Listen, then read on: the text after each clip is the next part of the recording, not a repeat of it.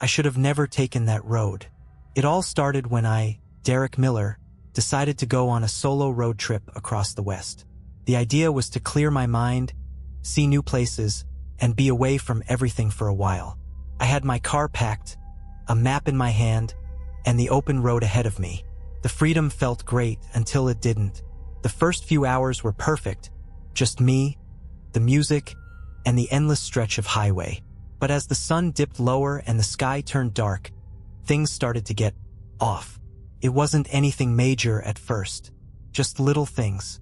A strange feeling crawling up my spine when I passed an old, abandoned gas station, the lights flickering just as I drove past it. I shrugged it off, blaming it on my imagination. I had planned to camp for the night at a national park about 50 miles out of town. But by the time I got there, I realized something wasn't right. The park was completely deserted. Not a single car in sight. The kind of silence you get in a place that hasn't seen a living soul for years. I figured maybe I was just too early, but as I parked my car, something told me to keep going. But I didn't. I decided to set up camp anyway. Something in me thought it would be good to settle down for a night under the stars. There was a small clearing by a creek, the perfect spot to pitch my tent. As I gathered firewood, I noticed the strange feeling again. It was subtle at first, like a whisper in the wind, a rustle in the trees that didn't quite match the breeze. I brushed it off, convinced it was just the isolation messing with me. But then I saw the footprints. At first, I thought I was imagining them. Small, barely noticeable, and almost washed away by the light rain that had fallen earlier. But they were definitely there, fresh, leading towards the creek, and then vanishing into the dark woods. My heart started pounding. My mind raced through every horror story I'd ever heard. I grabbed my flashlight and aimed it at the path the footprints followed. Nothing, just the dense, eerie woods, stretching farther than the beam of my light could reach. I was about to turn back when I heard it, a distant, strange sound. It was a low, groaning noise, like something in pain. I froze. I didn't know what to do. The rational part of me told me to leave, pack up, and get out of there. But I stayed against every instinct telling me to run. Why? I still don't know. Maybe I was too curious. Maybe I thought I could handle it. That was my first mistake. The sound grew louder, almost rhythmic, like something dragging itself through the dirt. My stomach twisted into knots. I thought about grabbing my things and driving away, but the curiosity kept me rooted to the spot. My mind raced, trying to rationalize what I was hearing. Maybe it was an animal? A bear? But no, it was too slow, too deliberate. I didn't want to find out what it was, but something inside me urged me forward. I walked toward the edge of the trees, the beam of my flashlight shaking in my hand. The air felt thick, heavier than it should have been for an evening in the middle of nowhere. I tried to steady my breath, trying to quiet the frantic thoughts in my head. Then I saw it. A shadow moved just beyond the tree line. It was tall, too tall, and it seemed to float more than walk. My heart stopped. The figure didn't have any clear shape, just a dark mass, as if it were made of the shadows themselves. I blinked, thinking I was seeing things, but when I opened my eyes, it was still there, standing motionless, watching me. My legs felt like they were glued to the ground. I wanted to scream, to run, but the fear paralyzed me. And then it moved. Slowly, methodically, it took one step closer. I could see nothing more than a silhouette against the darkness, but it was undeniably human-shaped. I don't know how I didn't just collapse from sheer terror, but somehow I backed away, my feet moving on their own, dragging me toward my tent. I fumbled for my keys, but my hands were trembling so badly, I couldn't even get them out of my pocket. I glanced back once, twice, and each time the figure was closer than it should have been. In a burst of adrenaline, I managed to get into my car. The engine roared to life, but as I started to drive away, I looked in my rearview mirror. For a split second, I saw it again. The figure, standing at the edge of the trees, watching me leave. I don't know how long I drove after that. I just needed to get away to feel safe. My headlights cut through the night, but all I could think about was what I'd seen. What had I seen? There was no logical explanation for it. Just a tall, dark figure in the woods, staring at me like I was its next prey. I drove for hours, not stopping until the sun started to rise. I pulled into a small roadside diner, my hands still shaking. The waitress gave me a strange look when I walked in, like I just crawled out of a grave. I tried to brush it off, ordered a coffee, and sat down to try and collect myself. But as I sipped the coffee, my eyes wandered to the small newspaper clipping pinned to the bulletin board. The headline read, "Missing hiker found dead in the woods, authorities confused by strange footprints." The article went on to describe the hiker's disappearance a few days earlier, right in the same park where I'd camped. And then, under the article, there was a photo of the hiker, a man maybe in his late 30s. His face was pale, his expression distant. But what caught my attention were the strange, irregular footprints beside his body, almost identical to the ones I'd seen earlier. That was when I knew. I wasn't just being paranoid. Something out there was real. Something wrong. I couldn't shake the feeling that the figure was still following me. The hairs on the back of my neck stood up every time I glanced in the rearview mirror. Even though the sun was out and I was miles away from that godforsaken park, I still felt its presence like a shadow at my heels. I tried to forget about it, tried to brush it off as an overactive imagination running wild in the woods. But as the day dragged on and I headed further down the highway, strange things kept happening. Nothing major at first, just small, unsettling moments. I passed an old, run-down motel by the side of the road. A vacancy sign buzzed intermittently above the entrance, and I swear, for a brief second, I thought I saw someone standing in the window, just staring out at me. But as I drove past, the window was empty. I shook it off, rolling my window down to clear my mind. But then came the truck. It was a beat-up, rusty old pickup, barely holding itself together.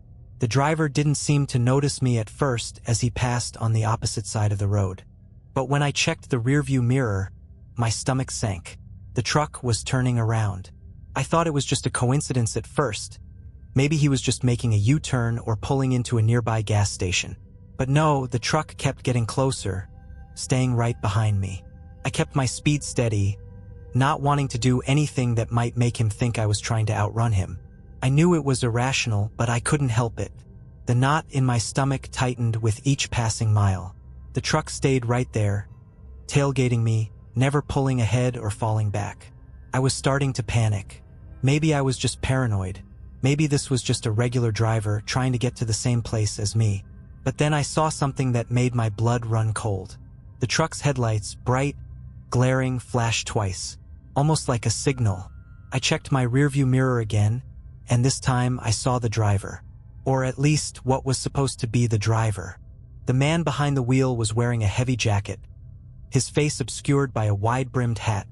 But the thing that sent a jolt of ice through my veins was his hands. Long, too long, with fingers that looked like they were stretching unnaturally, like they didn't belong to a human at all. I slammed my foot on the gas, but the truck stayed right behind me, no matter how fast I went. I turned off onto a side road, hoping to lose it in the maze of old, deserted paths. But when I glanced in the side mirror, the truck was still there, just a few feet behind me. My heart was pounding.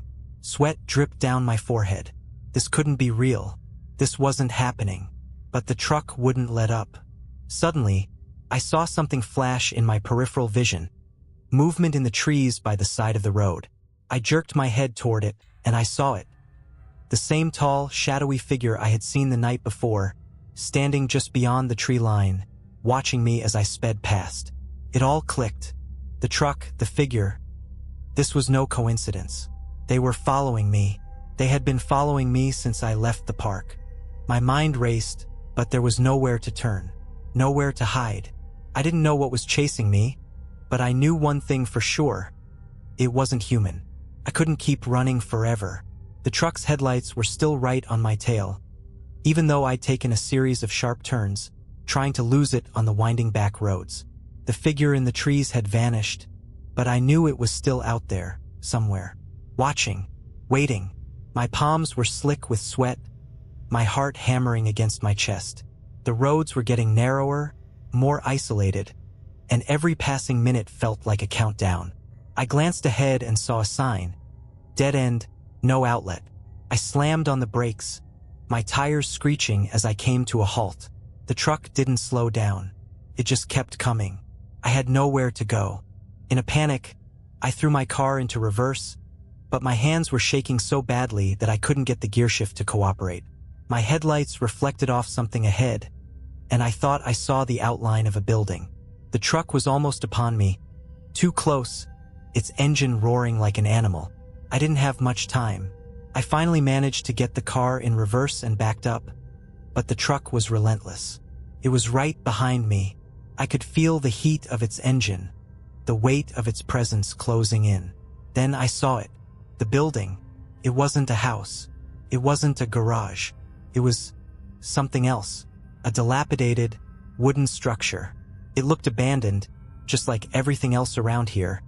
But there was something about it that made my skin crawl. The windows were boarded up, but the front door was slightly ajar, as if someone or something had just left. I had no choice. I swung the wheel to the left and sped toward the building. My heart was in my throat, and I didn't know if I was going to crash or get away. The truck was still right behind me, but I didn't dare look back. The building was my only hope. I pulled up in front of the door, slammed the car into park, and leaped out. Without thinking, I ran for the entrance. My breath was ragged, the fear sharp in my chest, but I didn't stop. The door creaked open when I pushed it, revealing a dark, musty interior. I didn't care. I stepped inside and pulled the door shut behind me, my hands trembling as I locked it. I took a moment to catch my breath. My body was drenched in sweat, my mind in a state of panic. I couldn't hear anything. No truck engine, no footsteps, just silence. The kind of silence that gnaws at your brain, fills your head with thoughts of what might be lurking in the shadows. I pulled out my flashlight and turned it on, sweeping the beam across the room. It was a small, empty space, filled with old crates and dusty furniture. There was an overpowering smell of mildew in the air. The place seemed abandoned for years. But then, I noticed something. On the far wall, a set of strange marks marred the wood. They were like scratches, deep, jagged gouges, as if something had clawed its way through the wall. I felt a chill wash over me. I walked closer, inspecting the marks. They were irregular, erratic, like something had tried to escape. That's when I heard it. A faint scraping sound coming from behind me. I spun around. My heart nearly stopped. There, in the dark corner of the room, I saw it. The figure. It wasn't as far away as it had been in the woods. It was standing right there, at the edge of the darkness, just out of the reach of my flashlight beam. The tall, shadowy form. Its shape was twisted, distorted, and its eyes, those hollow, empty eyes, were locked on mine. I froze. My breath caught in my throat. The thing didn't move. It didn't need to. I could feel its presence like a weight on my chest. And then it spoke. Its voice was low, guttural, like it was dragging words from the bottom of a well. You shouldn't have come here. I wanted to scream. I wanted to run, but my legs wouldn't move. It was as if I was rooted to the spot, my body refusing to listen to the frantic commands of my mind. The thing in the dark, it moved a fraction, just enough to confirm it wasn't a trick of the light. It wasn't human. The voice that had spoken, if you could even call it a voice, was distorted, inhuman. It didn't sound like words, not really. More like the rasping of something long dead, struggling to make itself heard. My heartbeat was a drumbeat in my ears as I stood there, paralyzed, trying to process what was happening. The thing didn't seem to care that I was terrified. It didn't seem to care about anything. It was simply there, watching me, studying me with eyes that were nothing more than empty pits in its face. I finally found the strength to move. I backed away, inch by inch, my breath shallow and quick. My hand was shaking as I fumbled for the flashlight.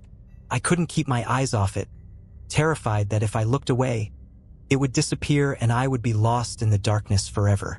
The flashlight flickered, its beam barely piercing the shadows.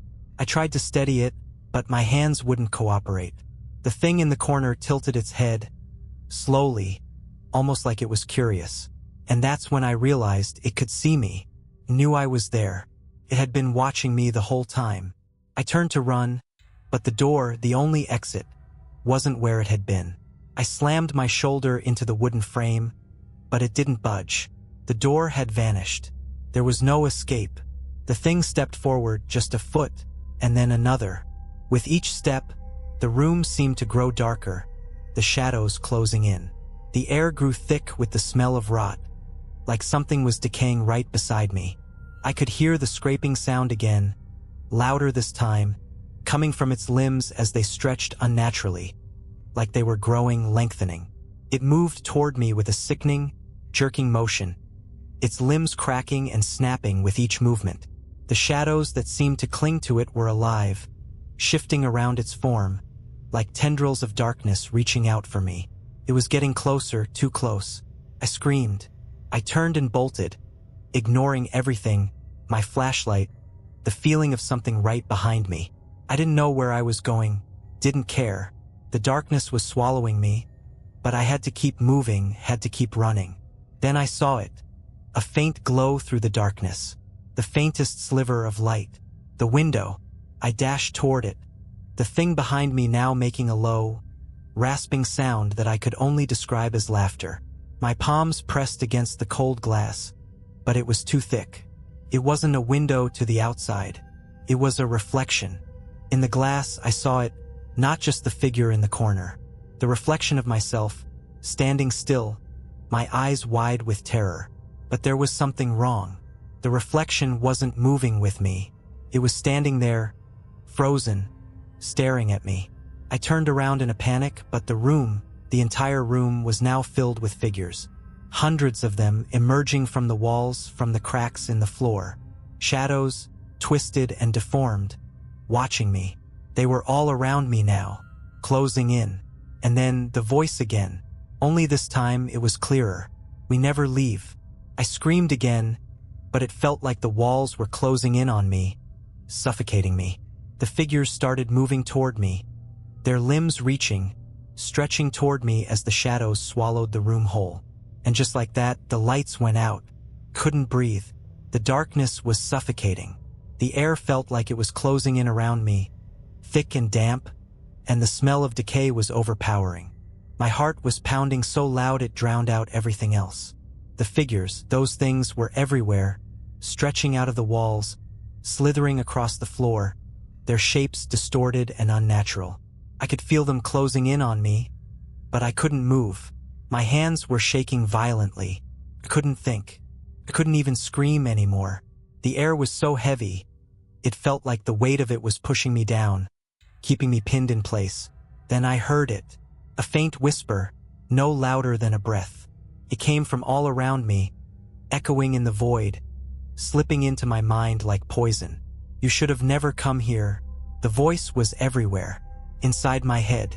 I couldn't tell where it was coming from, but I could feel it pressing against my skull, suffocating me. I couldn't fight it anymore. I felt myself slipping, my body going numb. And then, a sudden jolt. My vision snapped back. I could see again just for a moment. The figures, they weren't there anymore. Everything was still, deadly quiet. I looked around, disoriented. The room, the building was gone. The shadows had vanished, replaced by the cold, open road. I was standing by my car, the sun low on the horizon, the sky tinged with the soft pinks and purples of dusk. Had it been a dream? But it couldn't have been. I knew it wasn't. Something had happened. I could feel it in my bones. I ran my fingers through my hair, trying to gather myself. My heart was still racing, my skin clammy with sweat. I turned around, looking behind me, and there it was, a road sign, the same one I had passed earlier. Dead end, no outlet. But this time, I noticed something different about it. There was something scratched into the metal, just beneath the sign. Words, etched deep into the surface, jagged and uneven. "You'll be back." My blood ran cold. I don't know how, but I knew that whatever I had experienced in that house wasn't over. The figures, the voices, they were still out there, waiting, following me, and I couldn't escape them, no matter how far I drove, no matter how many miles I put between myself and that cursed road. As I stared at the sign, the whisper returned, louder this time. "You're not getting away." I looked over my shoulder, and there it was again. The truck. It was parked at the end of the road, its headlights casting a long, unnatural shadow across the asphalt. I couldn't see the driver, but I knew it was him. It was watching me. It had been watching me all along. Without thinking, I turned and ran. I didn't know where I was going. I didn't care. I just had to run. But as I ran, I felt the ground shift beneath my feet. The road wasn't what it seemed anymore. It was bending, twisting, pulling me back. The road was closing in on me. I screamed. I looked back just once, and the truck was gone. But something else was there. A figure. In the distance, just standing there under the flickering light of the sign. Tall, dark, and waiting. I ran as if my life depended on it. The sound of my footsteps echoed in the silence, but with every stride, it felt like the world around me was getting smaller, more suffocating. My lungs burned. My legs screamed for rest, but I couldn't stop, couldn't look back. The road ahead of me seemed endless, but the shadows, they weren't just in the trees now. They were creeping in at the edges of my vision, wrapping around the edges of my sanity. I felt them pulling me, tightening their grip around my chest. I didn't know what I was running from anymore, but I knew one thing for certain. It was closing in on me. Whatever was out there, whatever had been following me all along, it was going to catch me. And then, in the midst of my panic, I heard the voice again.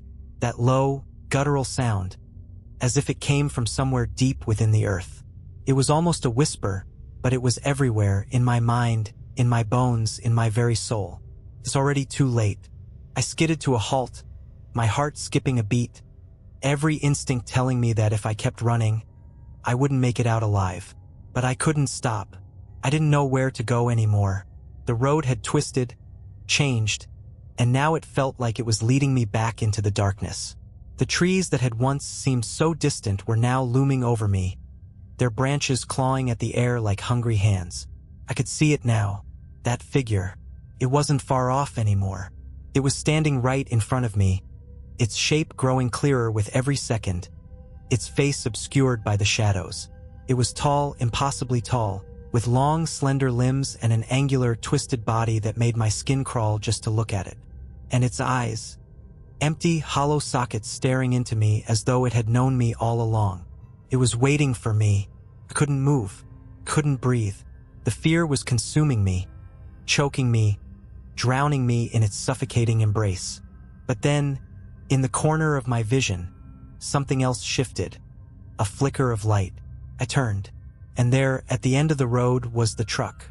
It had been there all along, but now it was moving, slowly, ominously, creeping toward me like a predator closing in on its prey. The headlights were dim, flickering erratically, but I could make out the figure behind the wheel. It was tall, impossibly tall, like the thing in the shadows, but its face was staring right at me. I could hear the engine growl, low and menacing, as the truck rolled closer. The wheels creaked against the asphalt, the tires kicking up dust as the headlights pierced the gloom. And then the voice, that voice, spoke again, this time louder, clearer, as though it was coming from everywhere, from within the truck itself. "You can't outrun this. You can't outrun us." And with that, everything stopped. The road, the figure, the truck, it all froze in place, like time itself had stopped. The air grew heavy, suffocating. The ground beneath my feet trembled, as though it was about to swallow me whole. The last thing I heard before everything went black was the sound of the truck's engine revving, growing louder, echoing in my skull. Then there was silence. I woke up hours later. At least I think it was hours. The sky was dark again. I was sitting in my car, the engine still running. The road ahead of me was empty, barren. There was no sign of the truck, no figure in the shadows, nothing. It was just me and the road. But I knew I hadn't escaped.